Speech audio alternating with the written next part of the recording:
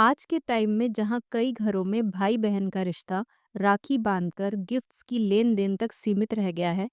आज इस वीडियो में हम बात करेंगे गुरु नानक देव जी और उनकी बड़ी बहन बेबे नानकी जी की।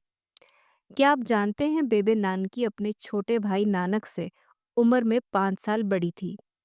बचपन से ही गुरु नानक देव जी का इंटरेस्ट अध्यात्म यानी कि स्पिरिचुअलिटी में था, जो समाज के हिसाब से इतनी छोटी उम्र में अनयूजुअल माना जाता है। लेकिन बेबे नानकी जी की ऑब्जर्वेशन इतनी शार्प थी और उन्हें बचपन में ही पता चल गया था कि मेरा छोटा भाई कोई साधारण व्यक्ति नहीं है, बल्कि रब्बी रूह है। उन्होंने सिर्फ अपने वीर की क्वालिटीज को ही नहीं पहचाना, बल्कि उन्हें कांस्टेंट सपोर्ट देती रही, फिर चाहे गुरु नानक को पिताजी की डांट से बचाना हो या माता जी की झिड़कों से। 1475 में बेबे नानकी का विवाह भाई जयराम जी से हुआ, जो कि सुल्तानपुर लोधी के रहने वाले थे। वे नवाब दौलत खान लोधी के दरबार में ऑफिशियल थे। कुछ सालों बाद राय भुलार जी के कहने पर भाई जयराम जी ने गुरु नानक की नौकरी सुल्तानपुर में लगवाने के लिए सिफारिश की। गुरु नानक देव जी को मोदी खाने का कार्यभार सौंपा गया।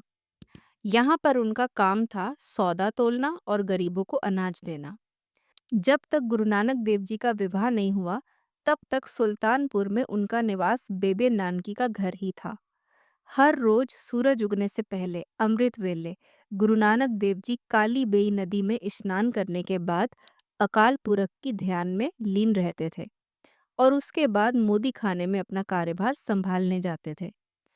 काम काज करते वक्त भी वे परमात्मा को याद रखते थे। जन्म साखी के अनुसार अपने डेली रूटीन को फॉलो करते हुए जब गुरु नानक देव जी ने काली बेई नदी में डुबकी लगाई तो वे अलोप हो गए। 3 दिनों तक उनका कोई अता पता नहीं था। सभी लोगों ने ऐसा मान लिया था कि वे डूब चुके हैं, लेकिन बेबे नानकी जी का विश्वास दृढ़ था कि उनका भाई डूब नहीं सकता, बल्कि वो तो दुनिया को तारने आया है।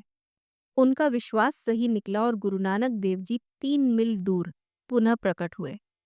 इस इंसिडेंट के बाद गुरु नानक ने उदासियों पर जाने का निश्चय किया। बेबे नानकी ने उन्हें विश्वास दिलाया कि उनकी गैर हाजिरी में वे अपने माता पिता, उनकी पत्नी और बच्चों की पूरी देखभाल करेंगी। आप जी के बड़े बेटे बाबा श्रीचंद जी का पालन पोषण बेबे नानकी ने ही किया था। जब भी गुरु नानक देव जी के ससुराल वालों ने इतनी लंबी गैर हाजिरी के बारे में शिकायत की, बेबे नानकी ने ढाल बनकर अपने वीर का बचाव किया। बेबे ने गुरु नानक को नई रवाब भी लेकर दी, जिसे वे अपने साथ उदासियों पर ले गए। अपनी दूसरी उदासी के बाद 1518 में जब गुरु नानक देव जी सुल्तानपुर वापस आए तो वे अपनी बेबे से मिले। बेबे नानकी जी को अपना अंतिम समय निकट लग रहा था, तो उन्होंने अपने भाई को कुछ दिन अपने पास रहने की रिक्वेस्ट की। वे चाहती थी कि उनका अंतिम संस्कार गुरु नानक के हाथों हो। 3 दिन बाद ही उनका देहांत हुआ और गुरु नानक ने उनकी इच्छा पूरी की। आप जी के जीजा जी भाई जयराम जी का देहांत भी 3 दिन बाद हो गया और उनका अंतिम संस्कार भी गुरु नानक देव जी के हाथों ही हुआ।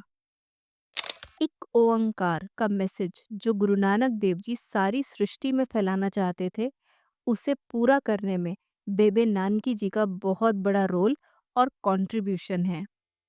जन्म साखी और बाकी अकाउंट्स में ऐसा कोई जिक्र नहीं मिलता कि कभी बेबे नानकी ने गुरु नानक को राखी बांधी हो, लेकिन भाई बहन का मजबूत रिश्ता कैसा होना चाहिए ये हमें सीखने को मिलता है। कोई दिखावा नहीं, केवल समर्पण और एक दूसरे के साथ खड़े होने का दृढ़ संकल्प। ये है भाई बहन का असली रिश्ता। जो भी लोग राखी का त्योहार मनाते हैं, हमें उनके त्योहार मनाने में कोई अच्छाई या बुराई नहीं ढूंढनी है। वो एक एंडलेस डिबेट है।